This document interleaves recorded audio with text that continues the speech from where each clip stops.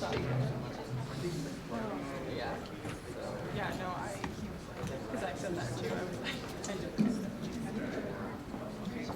like, especially important for those of us who are not only navigating these systems of oppression within institutions we have to exist in, but for those of us who are hyper aware of our Blackness or your womanness or just general otherness, and working to actively free yourself from the limiting beliefs imposed on you through white supremacy, heteropatriarchy, capitalism, colonialism, and all them other isms. My hope is that you can find one or many pieces from my story and my journey of self-empowerment to help aid you in creating change within yourself and in the world, and holding in our spirits that it's always a journey, it's messy, and it's absolutely not linear. But to bring you through kind of where I am today and how I conceptualize growth, especially in the field of equity, I have to take you back to my favorite person, which is my little self, my baby Shay. This is baby Shay, the little Black girl who was given the talk. For those of you, if you know, you know. And the age I am in this photo, at the age I am in this photo, and given an incomplete understanding of my space in this world. This is the little Black girl who did not know a stranger and reached a hand out to be friends with anyone who loves slides and monkey bars as much as she did, who didn't understand why some kids just didn't care to be friends with her, and honestly was moving around and didn't slow down enough to care all that much. This is the little Black girl who was told that some other littles would not want to be my friend because of my Blackness, who was denied sleepovers at friends' houses because my parents knew what their parents would actually feel about a little Black girl coming to play at their house. This is the same little Black girl who grew up to feel shame about her curly hair, darker skin, and was hyper aware from a too young age about what growing boobs and a booty meant to the boys and the men around her. Who, without language to name it, was having to navigate the ways in which white supremacy, patriarchy, and for me, Christian colonialism intertwined to create adverse experiences for her. This is a little Black girl who knew the trauma of having your mom insist on bumping your ends and the smell of burning hair ruminating from the kitchen. This is the same little Black girl who would wake up her siblings at 6 a.m. bright and early to play school with me as the teacher, of course. This is the little Black girl who has always been the most curious, asked all of the questions, and wanted to explore all that she could to understand the workings of the world around her. Who was taught at a very early age that because I said so, or because that's grown folks' business, was a complete sentence. This is the little Black girl who wants to say hi to all the other little Black girls in the room. I share the spectrum of experiences to sort of paint the scene of my experience in this body and in this world, sort of where it began. Experiences that I wouldn't change for the world because it led me to this point in time, right here, right now, in this virtual space with all of you. I share this because I believe our younger selves can offer insight into who we are at our core and our purpose on this earth. I know for damn sure my purpose was not to be the shrunken Black girl and now woman that white supremacy worked to submit me into.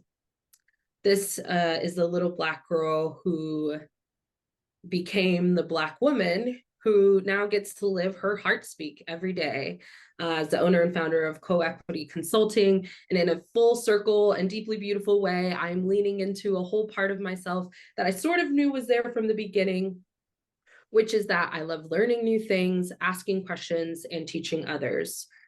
And now I get to engage in the act of education and teaching in my day-to-day life and work. Engaging in anti-racism work has offered an opportunity for me to bring forward the parts of myself that feel life-giving and reject social conditioning about who I should have been, how I should behave. Baby Shay held a lot of beliefs about the world around her and about herself, which I carried with me into college, and pieces I'm still picking apart today. But my time in school at the University of Montana is what I recognize as the single most transformative time in my life so far.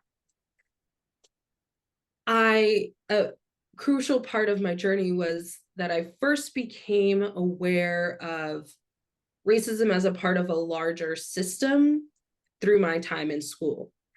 I was always taught that it was solely based on an interpersonal interaction. That individual is racist. It's just them. It kind of exists in a vacuum around that person. But through school, through the rise of Black Lives Matter, I came to understand the systemic and historical context of race in our country, and that it's something to pay greater attention to. After pursuing my degree at I worked at multiple nonprofits before landing in co-equity. And along that journey, I've participated in fellowships, completed education courses, and now work for myself.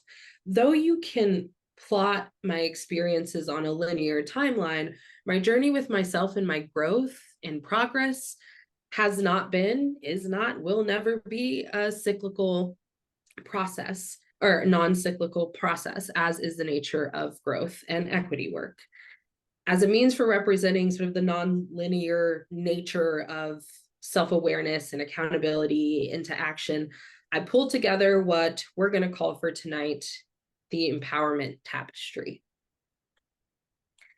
So the tapestry sort of represents the intricate and interconnected nature of our growth process, specifically within social justice. We have our awakening, our initial spark of awareness. This is the first time we become aware of social justice. For me, or racial justice, racial injustice in any given capacity. For me, this could go all the way back to having the talk at a younger age, to in college with the death of Michael Brown and the height of Black Lives Matter. When I'm thinking about the awakening period, and I was sort of considering how to frame this to share with all of you, what first came to mind after considering the experience itself was the emotions that came along with it. I think for me, this was a period in time where it led to a lot of judgment and fear and jumping directly into action with like little introspection. So I wondered, before getting into action, what are the additional steps we take on our awareness journey? And that led into understanding. This is where we dive into introspection. What don't I know about the challenge or situation at hand? And what do I need to know? So this is sort of a defining period, defining and understanding how systems of oppression overlap and intertwine to create unique experiences for ourselves and the people around us. Then there's the reckoning. This is when we find the courage to confront our internalized beliefs. This, for me, was a lot of self-judgment. How and why did I perpetuate this harm on other people, on myself? What stories was I told about who I am, about who others are, based on what groups they belong to, and what lies did this racist society tell me about who I was? As I start to tease apart and have this self-reflection, there is a release of judgment on myself and on others that I felt I went through, that I recognize for other folks as well, and that I also see within spaces with my clients. I think of the 4 agreements, and I think specifically of do your best, always do your best, and give yourself the kindness and respect that you deserve. And then this is my favorite part. This is a rebuilding phase. This is all about growth and purpose and alignment. Who do I want to be? What values do I hold close to me, and why? And how do I want to show up in this work? And then into collective action 6, this is where, what is the work that I want to engage in, and who do I want to do it with, and what's the best way to get it done? That's our quick overview, and we're going to dive into each of these using quotes, because I love quotes. I have a folder where I collect quotes. Not all of these came from a folder. Some of these came from searching the internet. I feel a little shame about it, but it's fine. I absolutely love quotes. And so I think it's a good way to sort of ground us in the theme of each of these sections on the empowerment tapestry. So think of awakening as an initial moment of realization, a moment where you became more conscious of systemic inequities, injustices, and or your own personal biases. So you may be having different moments flashing through your head right now. For me, this was coming to the University of Montana in the height of Black Lives Matter and the death of Michael Brown, and additionally joining into my very first African American Studies class and being absolutely blown away the first day and knowing that I would continue to study and stay in that course for as long as I could. As I mentioned earlier, I'm thinking about how did it feel during this stage? There's a deep sense of grief and loss about who I thought myself and others were, who I thought my guardians were, and the people I was learning about the world from. I did a lot of finger pointing. I didn't do a whole lot of self-recognition or self-reflection during this phase of awakening on how I specifically perpetuated systems, partially because it felt too scary to do that, too vulnerable, and it threatened to shake too much of the foundations of who I believed myself to be. Reminder that the awakening is just the first step in a longer journey of personal and collective growth, though I had no full awareness of that at the moment. As I was considering this growth process, I thought, what did I do next with all of the information that I learned or that was shared with me?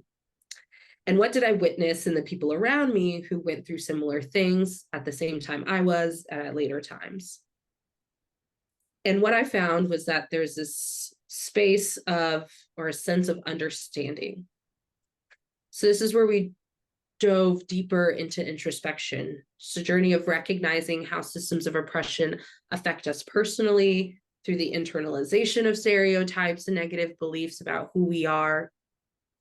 It's really about confronting, deeply about confrontation, and dismantling the harmful narratives we've absorbed about ourselves and our communities. This is where we're considering, what are the stories we're fed? What are we told about who we are or our communities? And how many of these stories actually came from people that we trust? And do the people who we learned from have the full picture and full understanding that we have now acquired? In what ways has white supremacy clouded our sense and understanding of self? Thinking back to baby Shay, who for many years in her life avoided the sun at all costs for fear of getting darker, who was told once in 8th grade that her braids made her look like the predator and didn't get them again until she was a freshman in college. There are so many stereotypes and beliefs about ourselves that we're fed, and we especially when we're younger, we eat it up. It's the many ways that we try to assimilate into dominant culture. And we can often perpetuate these beliefs subconsciously or explicitly. For me, I did a lot of masking, code switching, shrinking myself, and overall trying to assimilate into dominant culture for fear of what it meant to not do so. I almost went straight from understanding into self-compassion, which is our next tier. But I recognize that when we are steeped in this place of understanding, we can sometimes be very cruel and still very judgmental to ourselves and others around us. All of those feelings of grief and loss and anger at the systems and at the people who perpetuate them,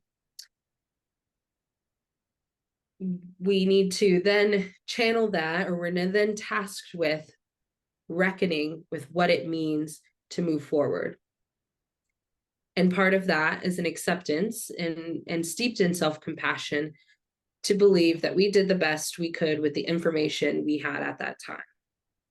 And now, what is my responsibility to myself, now that I know better, to do better? in this space is when we make a conscious effort to confront the internalized beliefs we've had about ourselves and others, and to commit to challenging these narratives, understanding their origins. So we did that work in our understanding and awareness phases without judgment and actively working towards change. It's important to acknowledge the presence and impact of internalized stereotypes, not as a place of self-blame or shaming, but as a starting place for growth and change. Where did we learn these things about ourselves and our community? And how do we do this without judging ourselves? For me, community was a huge part of that. Seeking out places to have more conversations, joining the Black Student Union and the women of color I met in that group and around campus, late night swapping our experiences as little Black girls and young Black women, and feeling less alone in the journey, and steeping our work in the reflections that was offered by the women in those spaces and new ways of seeing the world, which helped us answer questions that may arise and definitely did and will in the future. This is where we can see our sense of self-empowerment start to materialize, where we start to recognize that we hold the deepest knowledge of our own needs, our own desires, and our own boundaries. And part of that is forgiveness and self-compassion. Releasing the judgment of ourselves requires us to offer kindness and understanding, even if we feel like we don't deserve it, especially when we feel like we don't deserve it. It's all about recognizing our shared humanity and treating ourselves with the same empathy we would offer to others facing a similar struggle. College Meshayla would have believed that extending comfort and understanding to myself wasn't something that I always deserved. I believed I needed to be in a constant state of action in order to feel like the work that I was doing was valuable to the movement or to overall change in my community. I felt the need to call myself to task in ways that I was then perpetuating white supremacy culture with my only right way or perfectionism beliefs. And the belief that this is what helps the work. Me having limited to no boundaries and not making space for myself or being kinder to myself is me being committed to the work. I have, of course, since then come to reject the honorability of strong Black women that is put upon us. And I am in my soft girl era from now until forever. And my husband sees to that. So we love that for me. I heard a quote once that said to talk to yourself like you talk to your best friend. And it really resonated with me, considering the gentleness and the consideration and compassion I extend to my friends and the people around me. And so it is now an affirmation practice I use to write down. I use it and I write down the negative self-talk and I reframe it as if I'm giving my best friend advice. So telling her to cut that out. We don't talk about ourselves that way. And that's not what I believe about my best friend. I have this full conversation with myself in the mirror. And if you don't, highly recommend it. Then we get to dive into what is personally my favorite part, which is identifying your personal mission statement or connecting with your highest self and who you want to be and how you want to show up in the world. This is where we get to take control of our own narrative and wholeheartedly reject the alignment to dominant culture that we may have felt or been told to have. This is the work of connecting to our highest self and to the person that we want to be in the world, and recognizing the values and goals and aspirations we have that are informed by our journey of awakening and reflection, and only ours. Some ways I work to identify my personal values is I think of folks who I admire and why I admire them and traits they have that I wish to absorb.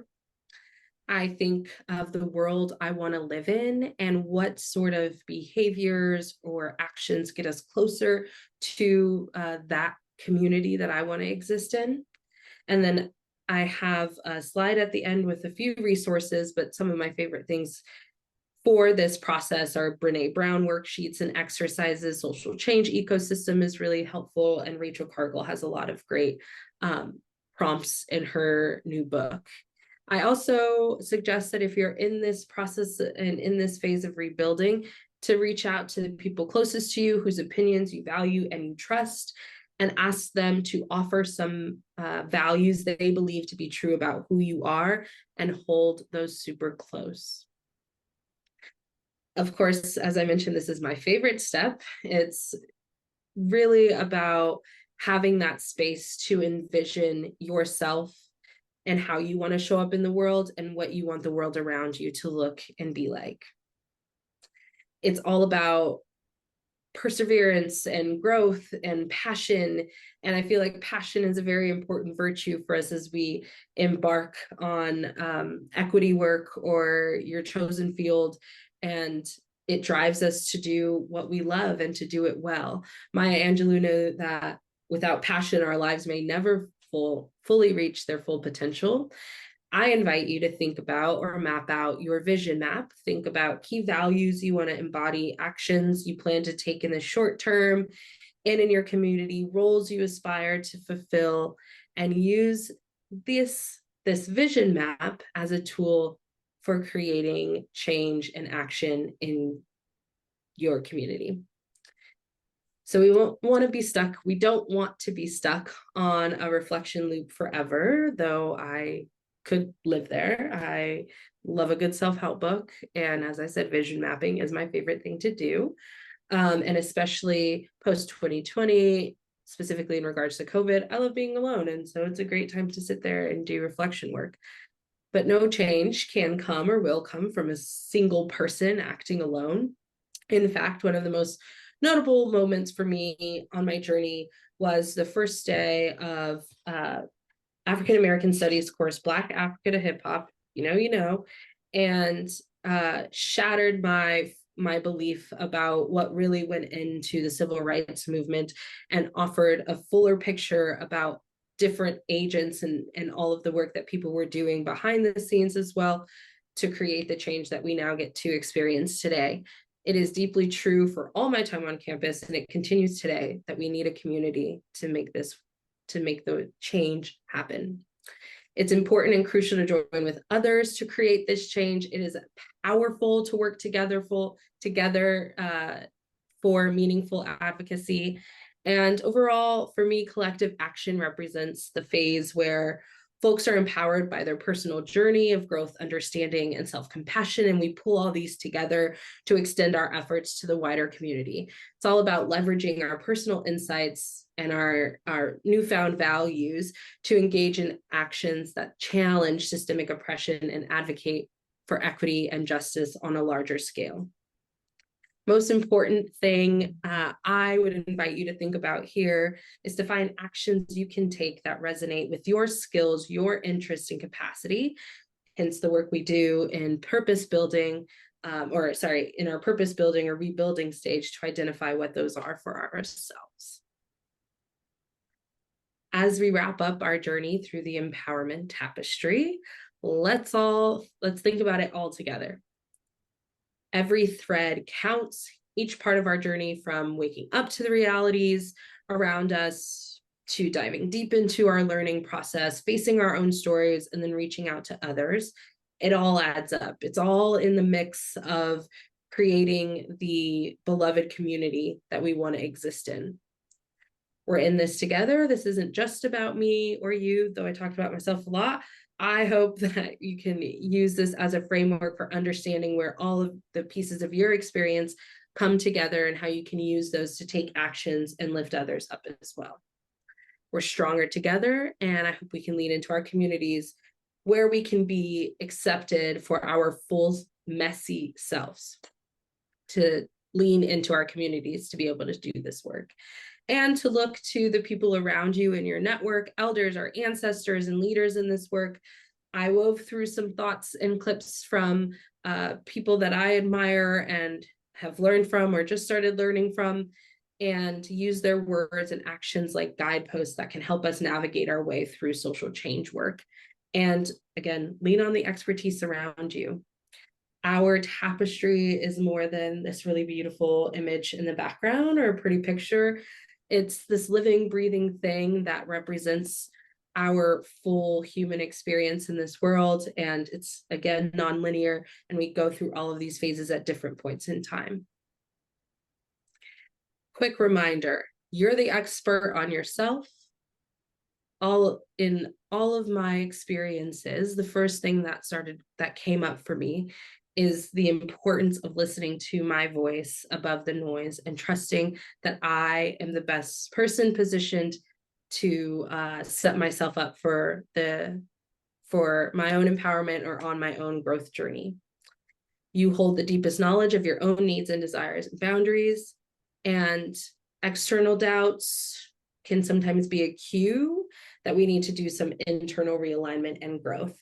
And additionally, lean on communities, members, and people that you trust when you sort of can't find that anchor for yourself. Because I know, even setting myself up for today, I leaned on my network and close friends of mine that I met through BSU and on campus to help align my thoughts and my experiences to share with you all today.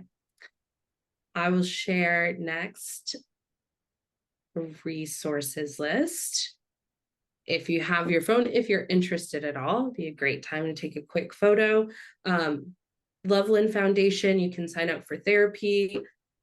There should be another bullet there. And it's therapy for Black women. Additionally, Therapy for Black Girls is a podcast that I follow, really amazing. You can also find a network of Black therapists through their resources online.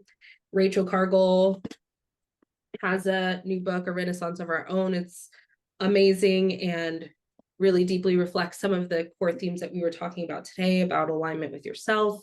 Dare to Lead by Brene Brown and all of her accompanying resources. Unapologetic by Charlene Carruthers, All About Love, Bell Hooks. Sister Outsider, Becoming by Meshayla Obama. She actually has a journal you can use. And then I tend to journal using the Artist's Way concept of morning pages. So just a quick overview of some of my favorite reflection tools, as we talked a lot about reflection and self-growth and change and alignment to our purpose and our higher selves. I want to say thank you again for inviting me to speak this year. I really appreciate it. And I'm not sure if you're able or how it works, but open for any questions that you all may have. And thanks again for sharing your space with me.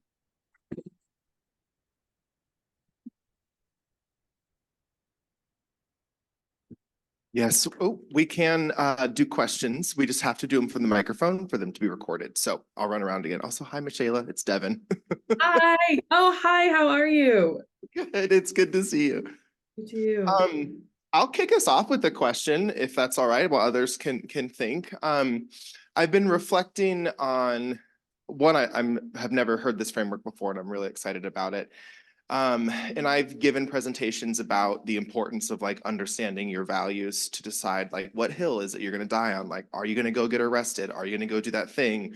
And I was actually confronted in my presentation, like I'm about to do to you, with the question of, you know, some people are just trying to fill their basic needs. And this was at the height of the Donald Trump era. And this person said, you know, if I'm thirsty and Donald Trump offers me a bottle of water, I'm not going to sit on my values and not take that water.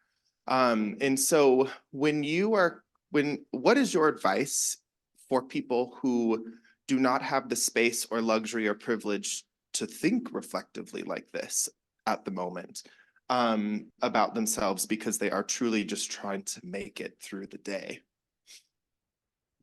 Yeah, absolutely. Thank you for that question. I think it's really, really important to first say that I only can sit here now, being outside of school, graduated in 2018, and have these reflections. And in the middle of it, like it was just, we were in the weeds, like we were in it deep, right? And there wasn't sort of this same space to have a deeper reflection. And so I say back to how I think about empowerment, which is that you are best positioned to know what's best for yourself. And so if you are in a position where you need to fulfill your basic needs above being able to make those sort of decisions steeped in your values, that's what you do. And you make sure you have your sense of safety and your support first. I absolutely only have this reflection now looking back from a sense of safety and support and a level of privilege that I was not living in while I was in school and having these experiences. Thank you.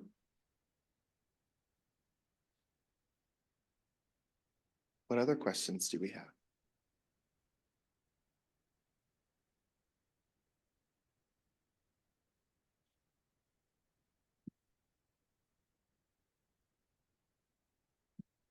Hey, Meshayla, it's Tobin. So good to Hey. see you. First of all, you rocked it. Thank you. That was wonderful.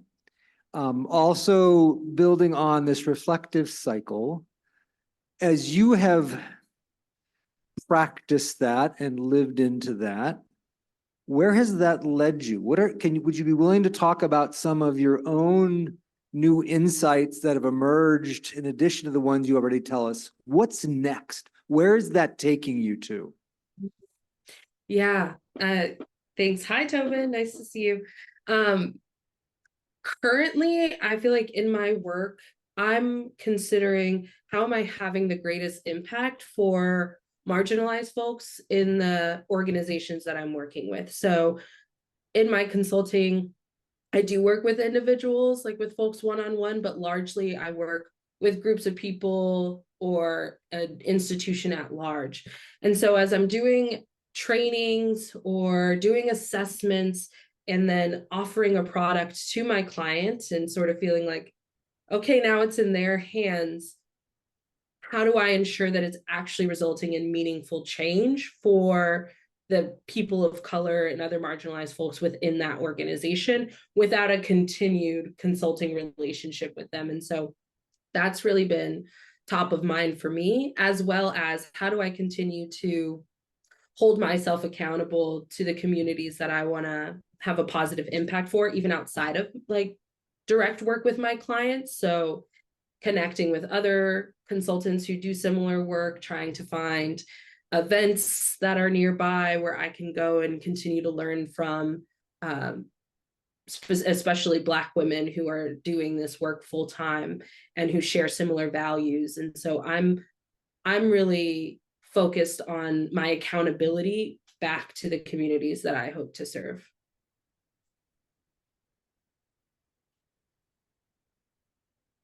Hello, Meshayla. I am Jasmine. I don't know if you can see me, but I'm kind of far in the corner next to the screen. But I am this year's current BSU president, and I actually had a few questions for you. What was it like when you were president here? And also, what did you do when you have those stressful moments when you're dealing with school, work, and everything else? Do you have any advice? And Oh, yes. Hi also, and congrats. That's awesome. I can't say it enough that like if I didn't have my group of girls, like I would have went crazier than I did. I feel like I always also made time to like have fun and be with my friends and maybe a little too much, which is, you know, it is what it is looking back.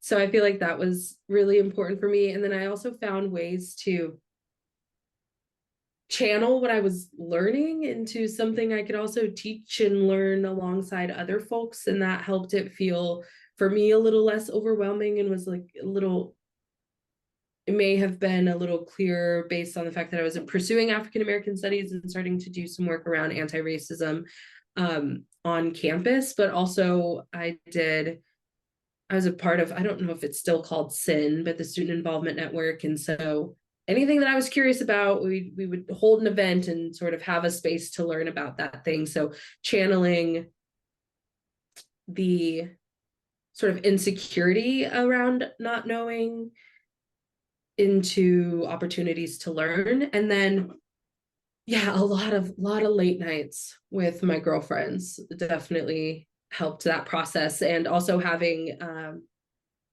professors who I really valued and respected, and who also like really valued work I was doing or how I was trying to show up in the classroom, which was not always the best. It was a little messy and all of those things. And so keeping those closer relationships and leaning on a network as well.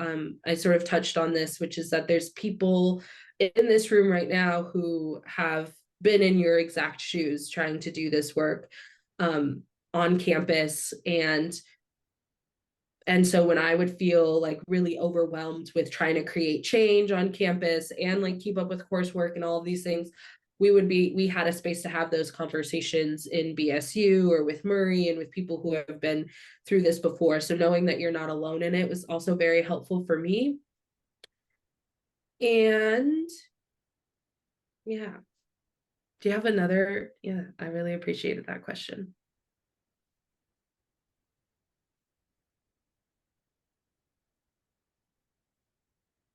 Hey, Meshayla, it's Murray. Hello. So I really don't have a question as much as I have a comment. Oh, Lord. My comment is I'm really proud of you. I'm really proud of the fact that you represent as an inspiration. You represent as an example to a lot of young women and men on this campus, and to see what you've become and how you are becoming is really enlightening. It's heartfelt, and I would hope that people in this room would take a look at you as an example and attempt to follow in your footsteps. Thank you, Murray. That was very, very sweet. And when I'm thinking more to Jasmine about what you shared, I feel like when I look back and I'm like, oh, here's all of the reflections, and it feels so clear and obvious and easy. And it did not feel like that in the moment by any means. Like it was, okay, I am up until 4 in the morning to try to get this thing done, or I'm up at 2 in the morning early to try to get this paper done and get it turned in time, or having to turn in an assignment late, or trying really hard, working with friends late into the night for us to finish assignments we needed to turn in. And so it wasn't always a very balanced process by any means. I think when I look back, I can see it a little bit more through rose-colored glasses, but it did feel like we were in the trenches a lot of the time. And I think additionally, when I'm thinking about some of the work that I was able to accomplish on campus, back to a community of folks, whether that was through advocates or SIN or BSU, we always found a way to lean into our strengths and allow, like, and also recognizing where our weaknesses were. And there was always at least one other person where that was a strength for them, and they could take over that task or help with that project. And so we really were able to create a community amongst ourselves where we helped uplift one another and meet each other where we were at, and also step in where we could. Take what you want, leave what you don't, but I hope something in there was helpful.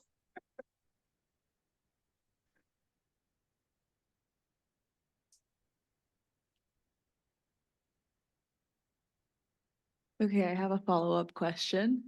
How do you get people excited about wanting to learn about these things? I guess that's something personally I struggle with. Like I try to push our group to do activities together, and I guess it's more of like, how do you create that sense of community without being too, I guess, overbearing? Trying to think what that looked like in practice. So again, I feel like it helped because some of the pressure wasn't all on any given group to always show up.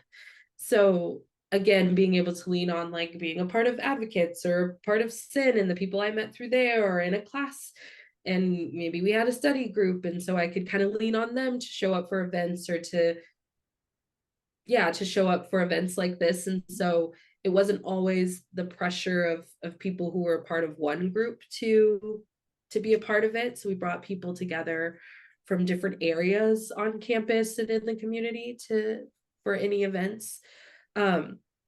Also, when people feel like bought into the process, so what are people excited about doing themselves, right? And where can each person have like sort of that leadership role in an event or an educational session or whatever that is, and really again flexing people's strengths and seeing what people are interested in. So I had some friends who were like very artsy, and we would for Black History Month like did something on Black inventors, and we made this whole display. And so we were doing research, sitting in the branch center doing research together, and just made it fun too, like had music, and it became something for us to all do together that wasn't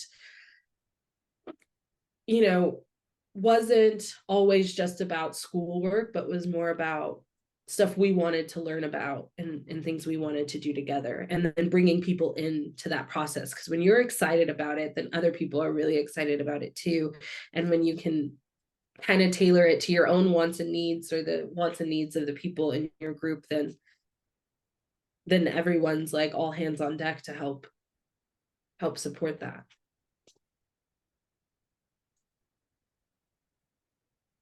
And I also hope you have my info. I'm happy for us to like chat offline too, if that feels helpful.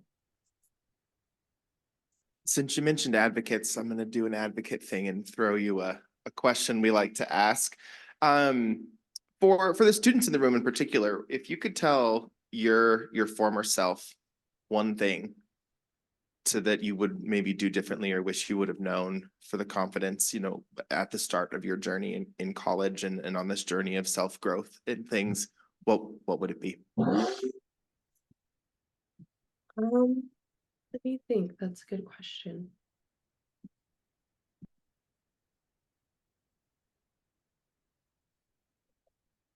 I think I would have liked to know it's okay to not have all the answers. I think I discounted myself specifically in some classes where I just felt like this is, back to negative self-talk. I'd be like, no, I just don't know this stuff. I will never know it. And I sort of didn't give myself an opportunity to grow in some learning spaces. So it's okay not to know. And back to my own advice, probably leaning more on friends for that support, but I assumed I should have the answers to some things and kept it to myself, and could have benefited from that community support.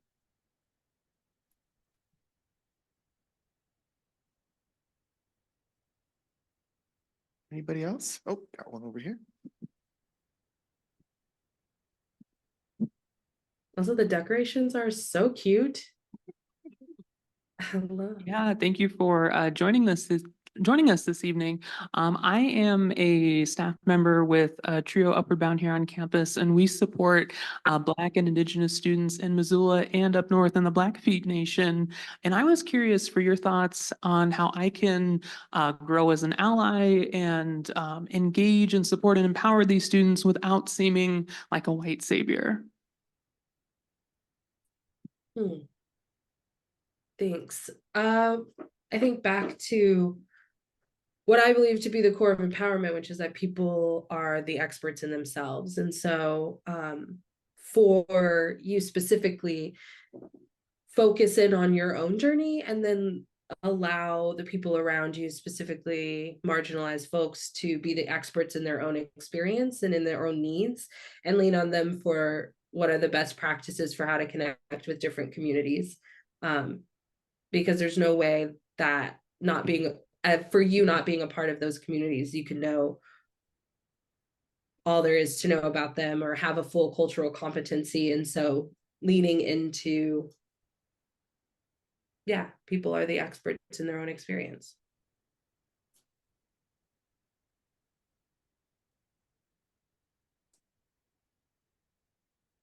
Hi, Meshayla. This is Gadum. We met years ago. So Yeah, hi. Congratulations on your business, on all the great changes that are happening in your life. I'm curious to know just like what are the things that motivate you every day to get up and help people in your business? Yeah. I really love it. I love connecting with people. I love helping them through like their own like awareness or growth journeys. And I really am so grateful that like this is what I love to do. I really love to, since I was, I guess, about 6 years old, waking my siblings up bright and early to play school. I love to bring people along my learning journey as well, and help them create changes that they want to see, and creating conditions where people feel best situated to thrive and to be their full self. So that absolutely helps. I just love it dearly. I also am very privileged and very grateful that I get to work with folks that I enjoy working with. So it never feels like a chore. I'm like learning alongside them and trying new things, and I get to flex my creativity in really different ways. But I really love it for that reason. It's my favorite thing to do. And yeah, I'm also like a chronic procrastinator. So like, it also, that motivation is not always there. I have to make it there by giving myself fake deadlines. So um I also work really hard to be like, show up and get this thing done ahead of time. And that motivation comes from me creating deadlines way before they're actually due, or else they don't happen. Mm-hmm. Any last questions? Right. Hello, my name is Coburn. I was just curious, with all that you kind of already have done for yourself, what other bigger things that you are striving to do, either within this next year, or goals that you have within the next 5 years, or, I mean, they could be tomorrow too, but just, again, the motivation factor of what's keeping you going, but like, you know. I Yeah. appreciate that. Also, Coburn, yes. I see you on your brother's posts all the time, and you have absolutely beautiful smile. So yeah, also thanks for the question. I was just thinking about this because it was one of the prompts in Rachel's book, and so I was like, what else do I sort of see for myself? I would love to continue to do things like this. A lot of my consulting work is working one-on-one with clients and doing trainings and assessments, but I would also love the opportunity to go and do more speaking things like this, preferably in person, of course. And so that is definitely like a big goal of mine. I also would love to I've done TEDx. I'd like to do TED. I don't know, maybe sometime in the future I'll have something valuable to say as well. And just to continue growing my business, and then hopefully have folks who do this work alongside me, and being able to compensate people for their time would be amazing. Yeah, I think overall I'd love to be able to like travel and speak and do this full time.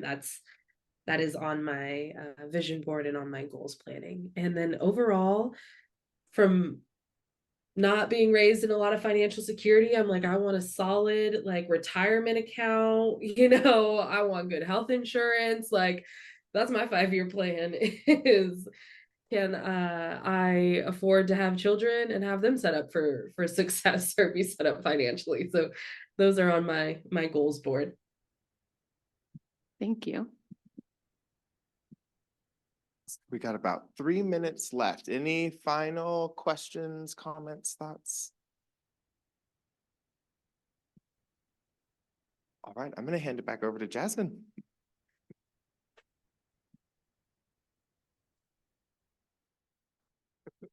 One moment, please.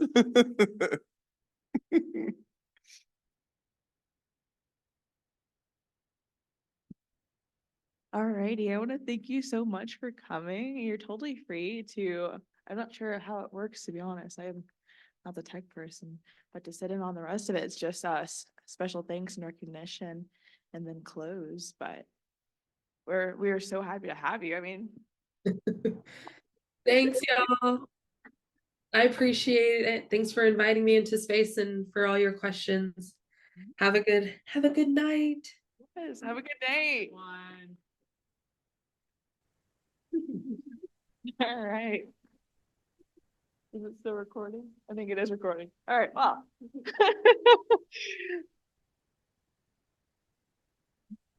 That was very nice to have her answer a lot of questions and ask questions, and now we're coming to a close.